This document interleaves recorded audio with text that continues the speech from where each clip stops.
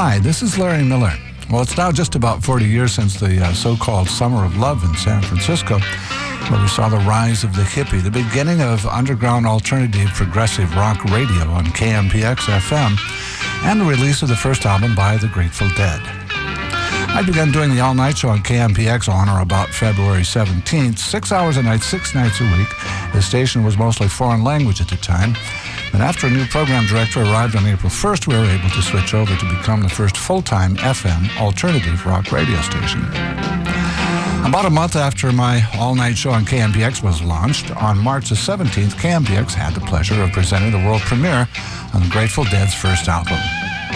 I had recorded the interview with Jerry Garcia and Bob Weir during the week before the release. The three of us sat down in the KMPX production studio and without the album in hand, just sat and talked. We just sort of faked it.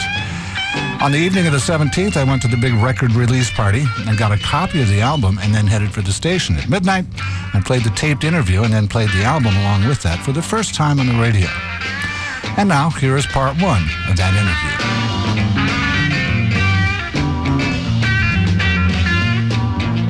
Good morning, folks. This is Larry Miller in my very own program here on this Monday night, or Tuesday morning, actually. And for the first part of our program today, guess what? We have a couple guys from the Grateful Dead over here to talk about their new record. Hello, fellas. Introduce yourselves and say hello to everyone.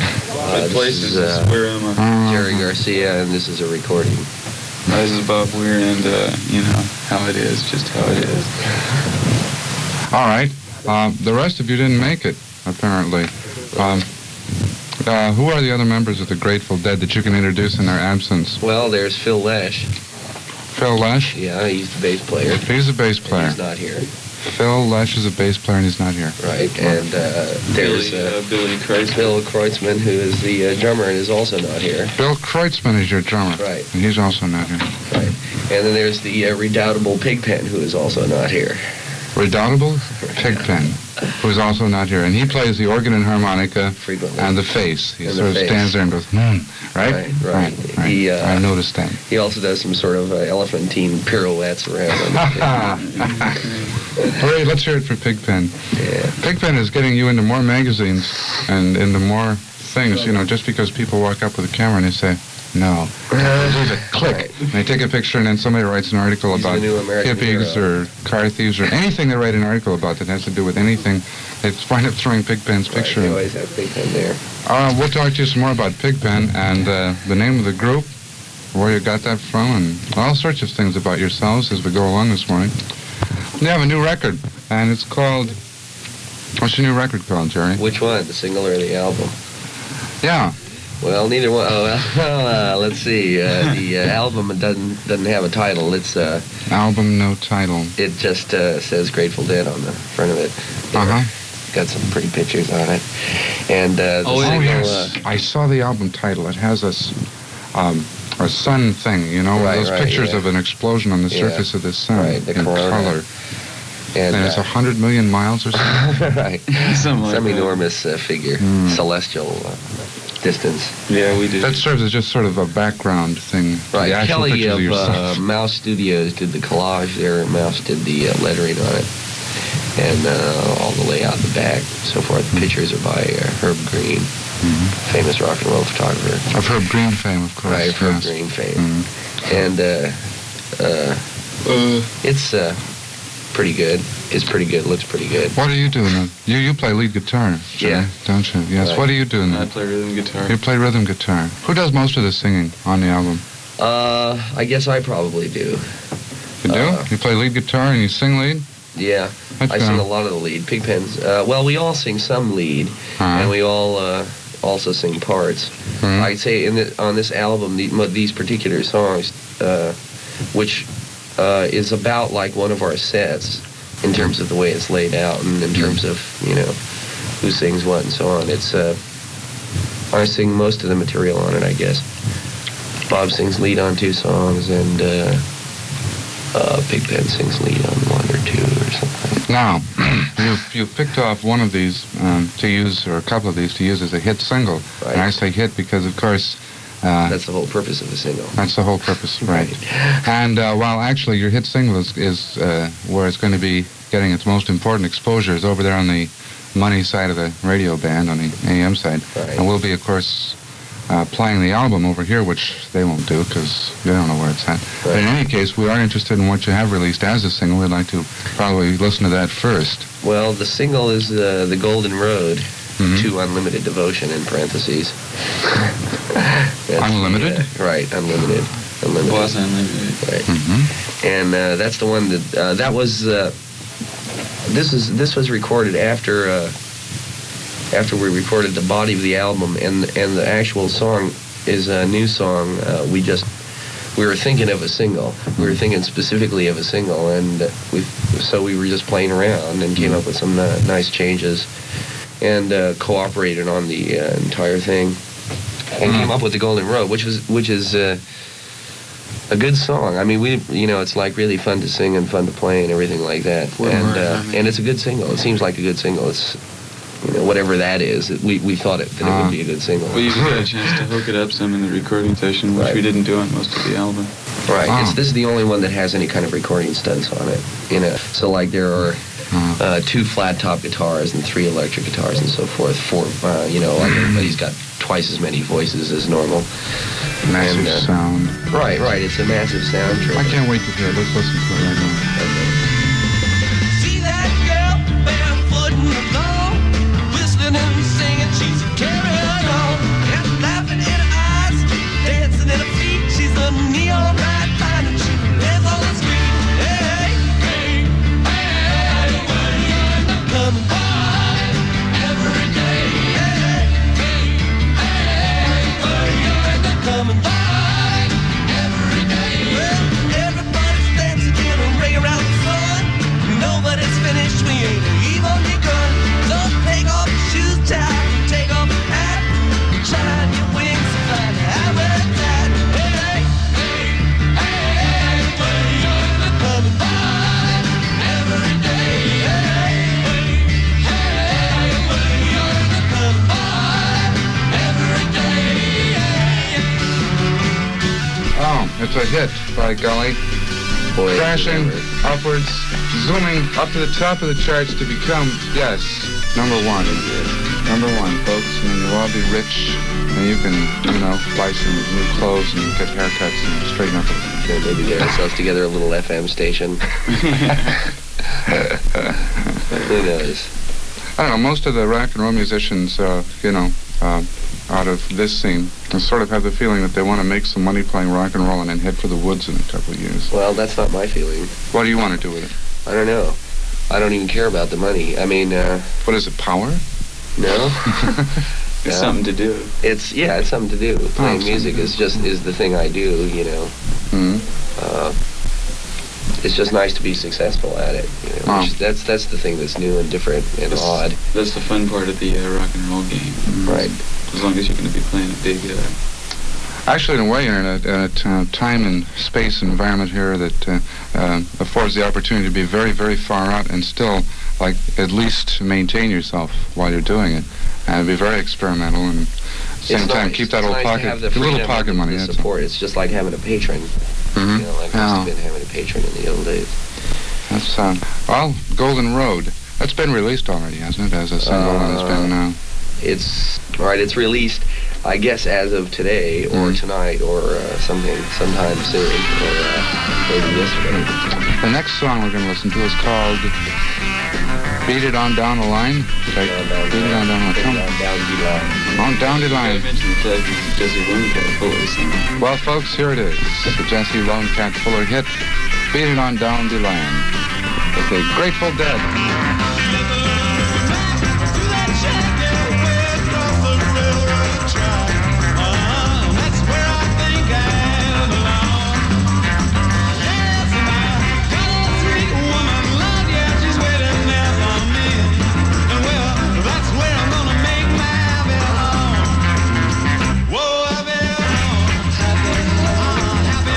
Oh, happy home. Oh, happy home.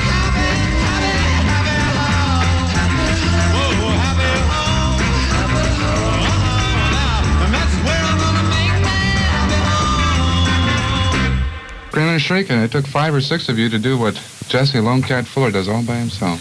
Have you seen him work lately? Oh, I haven't seen him within the last 2 years. You know what? He's gotten into it. He has, of course, his kazoo and harmonica and all these foot pedal things and a 12-string. He has a contact mic taped onto every single thing he's playing now. All right. And runs everything through an amplifier. Yeah. And it's really incredible because, you know, he has a cymbal, like a tambourine taped to his elbow with a contact mic on it.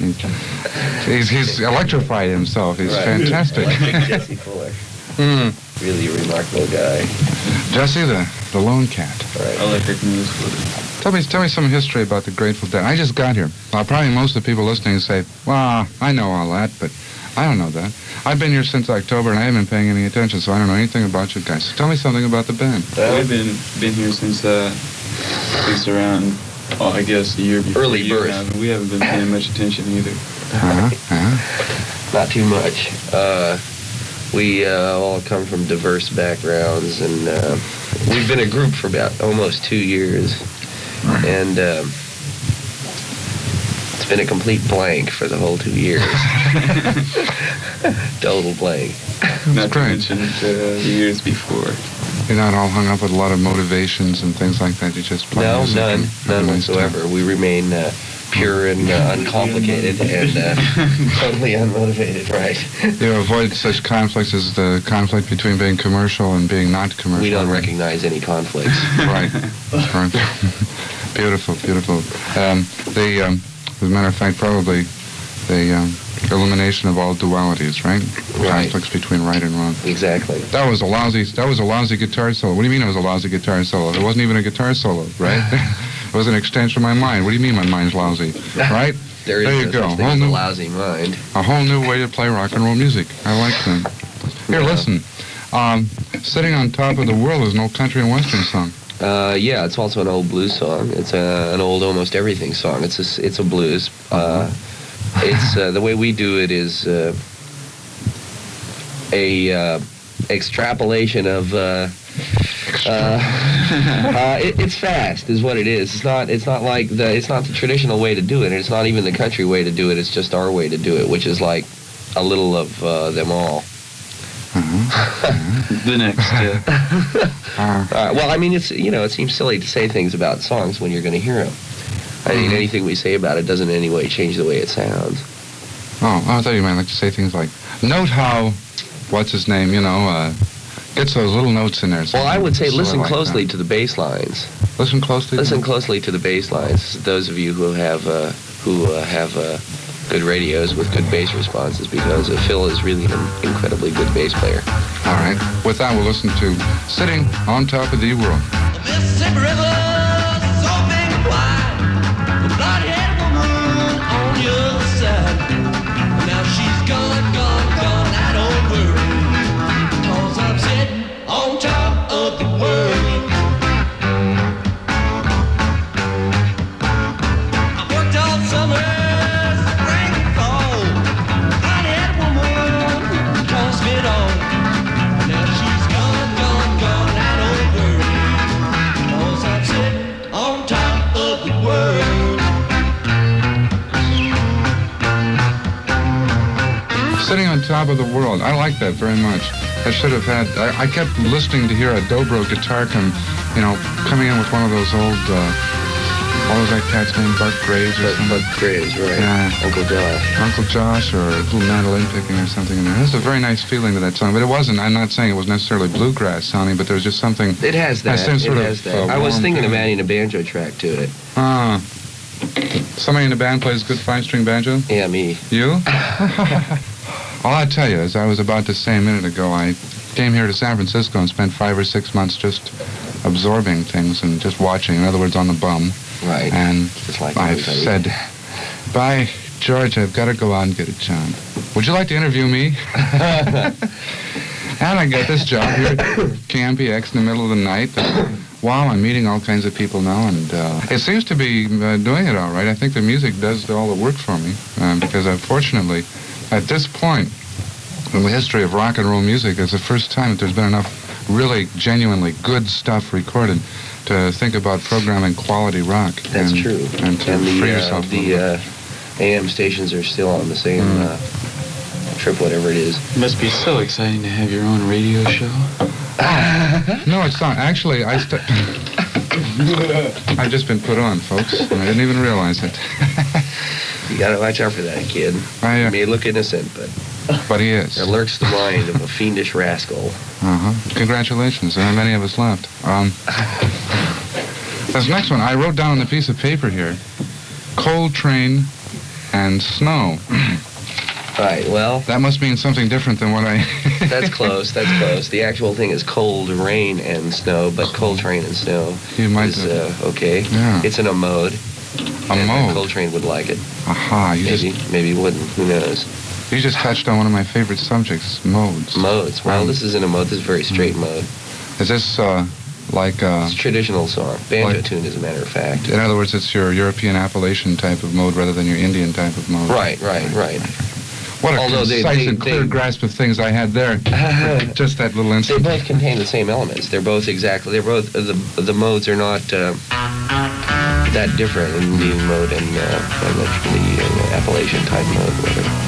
This particular mode is real comical. Let's listen to Cold Rain and Snow.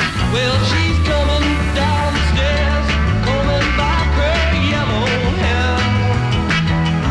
And I ain't gonna be treated this way. This way.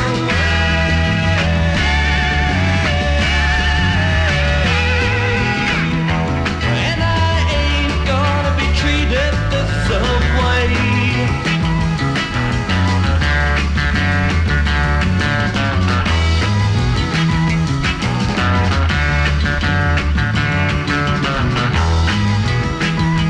Well, she went up to her room and she sang a faithful tune. And I'm going where those chilly winds don't blow. Winds don't blow.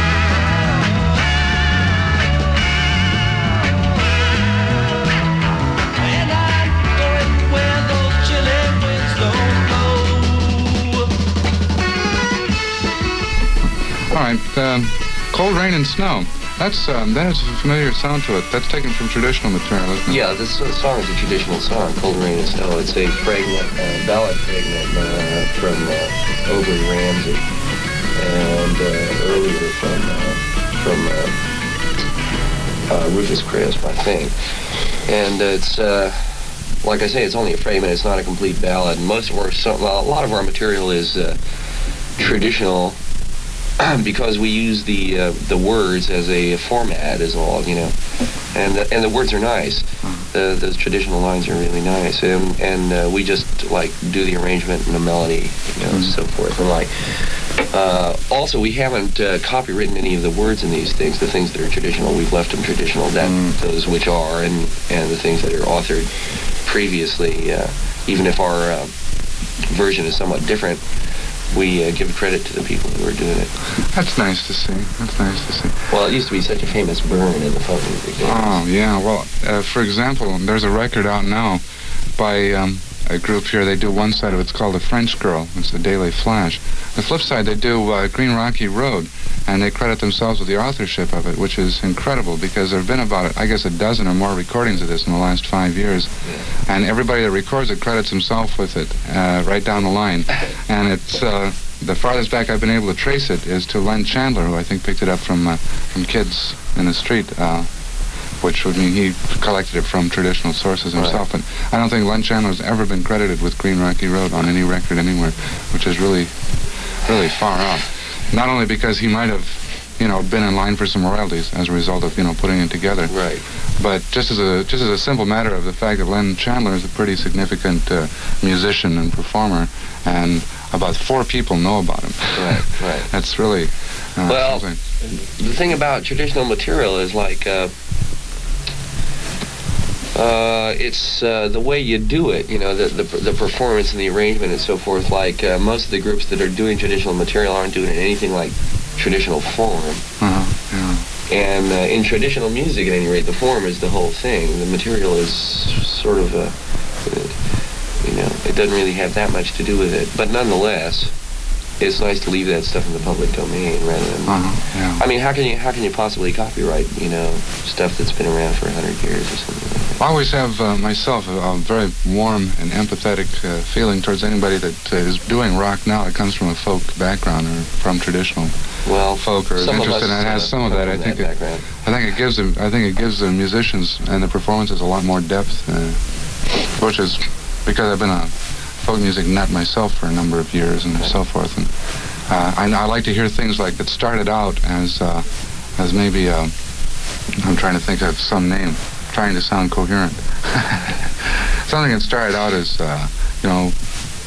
Gid Tanner and the Skillet Lickers or something, and work its way down through until a rock band is doing this at a dance. It's nice to know that we can evolve and make changes and not like have to cut off everything that went before, but keep it alive, keep it moving. That's very good.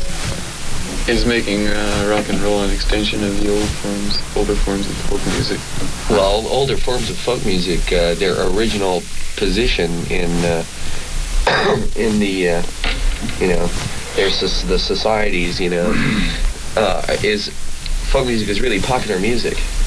Yeah. Like the ballads are all the old ballads, the child ballads were originally popular ballads. They're the ones that you heard on the street, and you heard in the music halls and stuff like that. That was when before radio, that was what popular music was, folk music.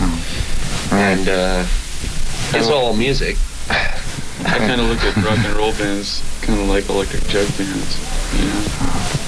I look at rock and roll bands through usually a pair of sunglasses and try to, watch out for the strobe lights so I don't blow out my optic nerve. By the way, you guys aren't tense or anything or nervous about being on the radio. Yeah. Good. Because I don't want you to be that way.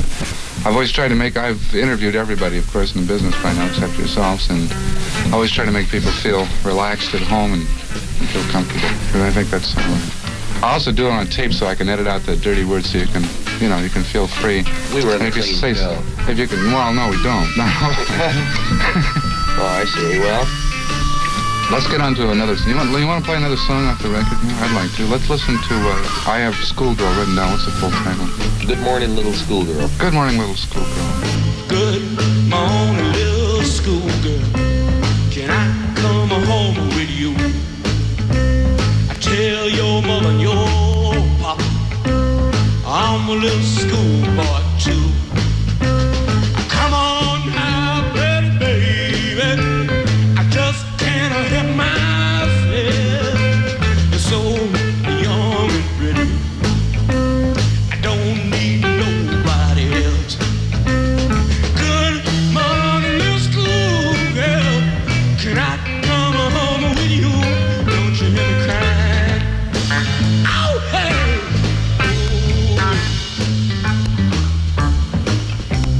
I'm gonna leave you, babe, about the break of day. On account of the way you treat me, I got to stay away. Come on now, pretty baby, darling, come on home. You know I love you, babe. I got to get you all alone.